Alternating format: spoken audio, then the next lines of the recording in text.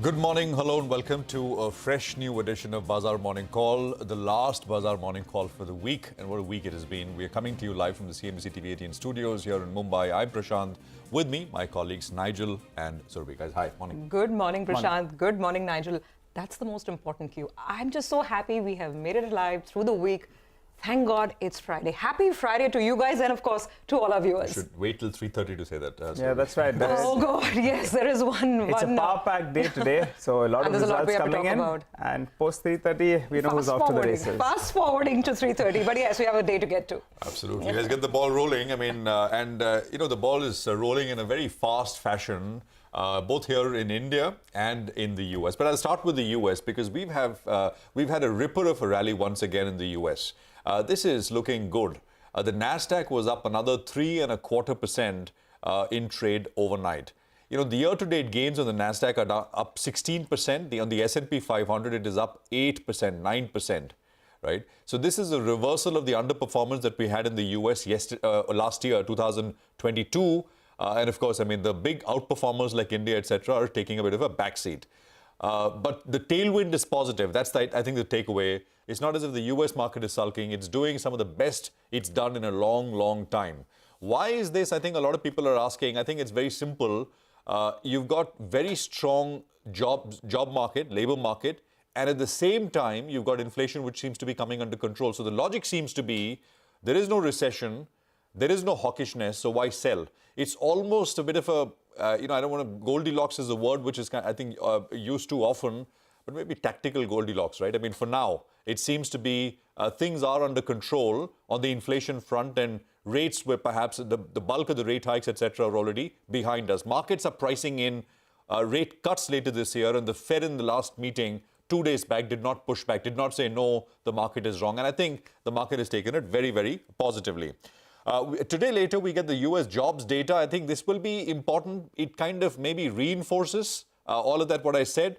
If the number is super strong and it's a hot job market in the US, as the data will tell us at market opening, US market opening later today, I mean, it could turn. It could all turn as well because there are enough and more skeptics out there as well. But the price action is telling you that the market wants to do more here on the upside. All right, now let's come to the local market here. And I think the big issue has been what's been happening with the Adani Group stock. So I'll start there.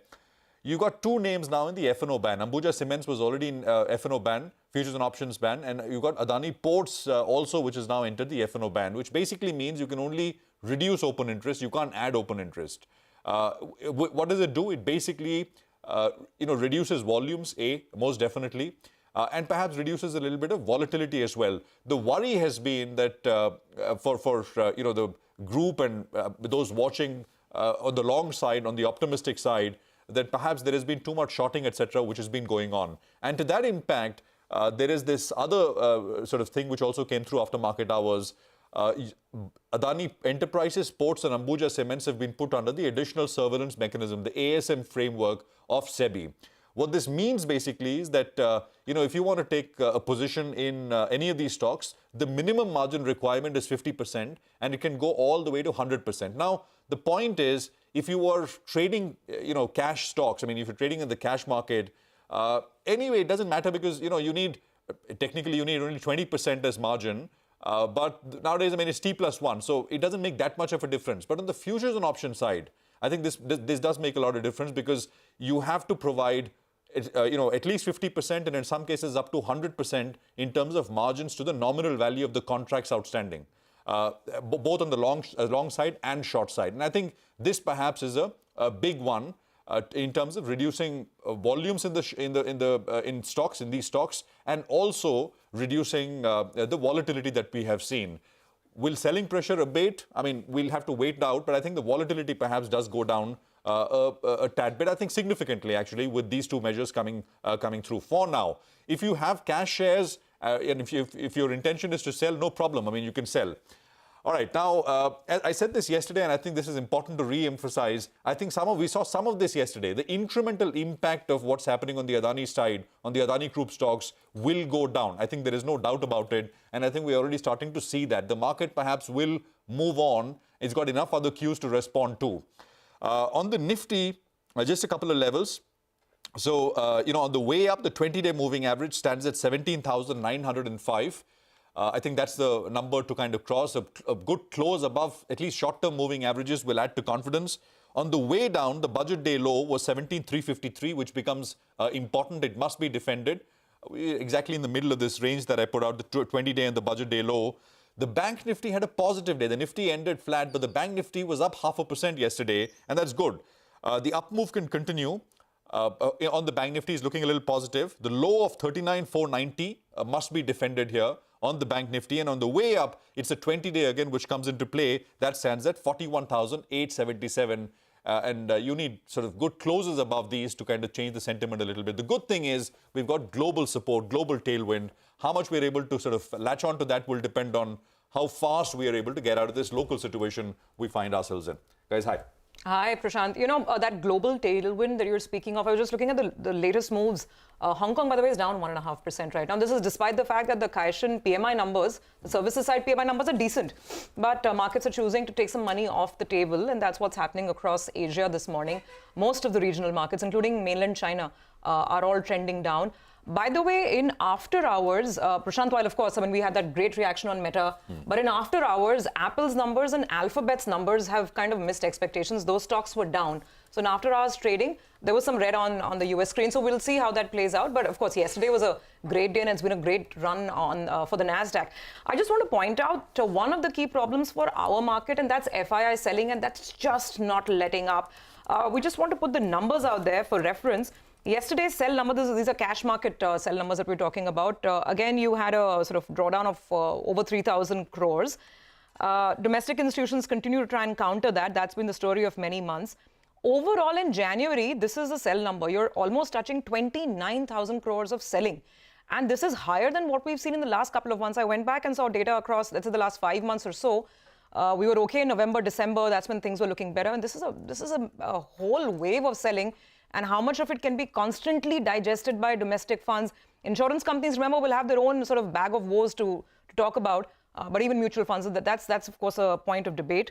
On the Adani Group, Prashant has mentioned the ASM impact, so we're going to watch out for all of these stocks and try and get you some more analysis on how exactly the new margin norms play in. Remember, it's 50% or the prevailing margin, whatever is higher, and it can go up to 100% in certain cases, for instance, in intraday trades. So we will get you more details on this. Just want to point out the one positive development overnight was that there were a couple of dollar bonds on which payments were due last night. Reuters is saying that these payments were made. These are, of course, Reuters source-based stories that have come out.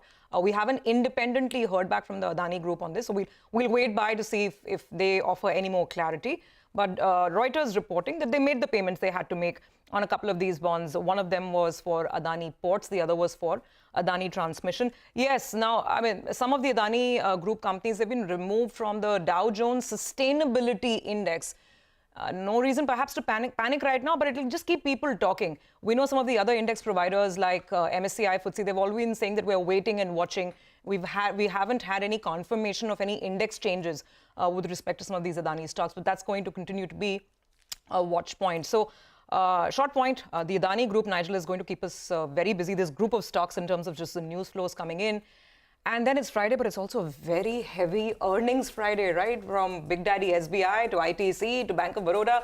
It's just such a long list of earnings. So this Friday is not going to be the easiest one in terms of news. Well, that's right. I'm expecting another volatile trading session for the Nifty itself. We're waking up to positive cues. However, as you said, you have three big earnings numbers that have come in post-market hours.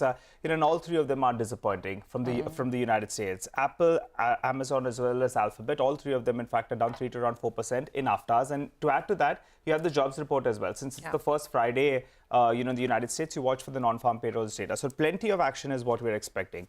To our global domestic cues, though, I'm looking at SBI. Now, that's going to be very, very important, not just from a result perspective, but also it's going to be very, very important for the Nifty Bank, because commentary will be eyed from out there. Remember, we have got a couple of report-based, numbers that are coming out of there with regard to the exposure to Adani. So getting clarity from the management will be quite important out there. The Nifty Bank, though, everyone's been talking about the way it's been underperforming. I'll tell you what, it seems to be finding some support at around that 39,500 to around 40,000. For the last few days, we've gone there numerous times, and every time you go there, you get a bit of a bounce from there. So that appears to be a bit of a buy zone on the Nifty Bank itself. The Nifty over the last few sessions, well, we are talking about it being very volatile and moving in a big range of around 600 points. I'll tell you what, on a closing basis, it's not 600 points, it's 60 points. So for the last 5 sessions, the Nifty is stuck in this band around 58 to around 658 points actually is the closing band. So irrespective of what happens during the day, by the end of the day, it comes back home, and closes in that vicinity of around 17,600 to around 17,700 odd. What do the FIs do in the F&O market? Well, first they sold in the cash market.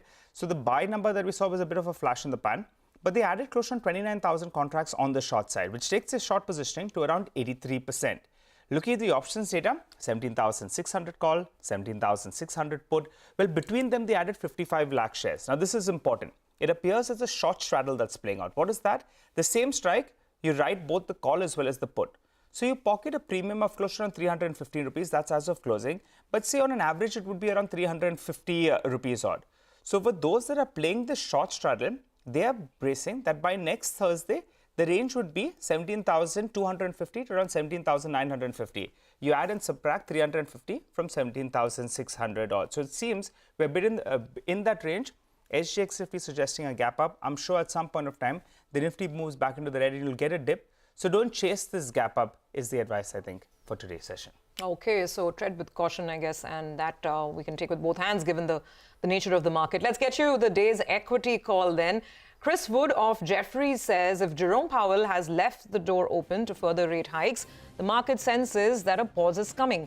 He says indeed it is quite possible to greed and fear that Fed's 25 basis points rate hike was the last, though money market futures are still expecting another 25 basis points of tightening to 4.75 to almost 5%. Certainly, he adds, greed and fear would be amazed if there was more than one 25 basis points rate hike. Chris says in greed and fear's view, wage pressures or the lack of them rather than the unemployment rate remain the key variable to monitor when it comes to the labor market. Okay, well, let's get you some money market views as well. On the rupee, Bhaskar Panda of HDFC Bank says the week so far has been quite busy. After the US Fed hiked interest rates by 25 basis points, both the ECB and the Bank of England also hiked rates as was expected. The Indian government released the union budget as well. Dollar index looks weaker and oil prices have remained more or less range-bound. Yesterday, the rupee depreciated against the US dollar despite broader Asia ex-Japan gains against the USD owing to local factors. Given this backdrop, Bhaskar expects the dollar INR pair to trade in a range of between 81.95 to 82.2. And here's Bhaskar's view on bonds. He says Indian bond yields have moved lower due to profit-taking post the budget and positive interpretation of the US Fed move as well as the Indian budget. Hence, Bhaskar expects the benchmark 10-year yield to trade in a range of 7.25 to 7.3% for the day. All right, so that's views coming across on asset classes. Matt Orton is Chief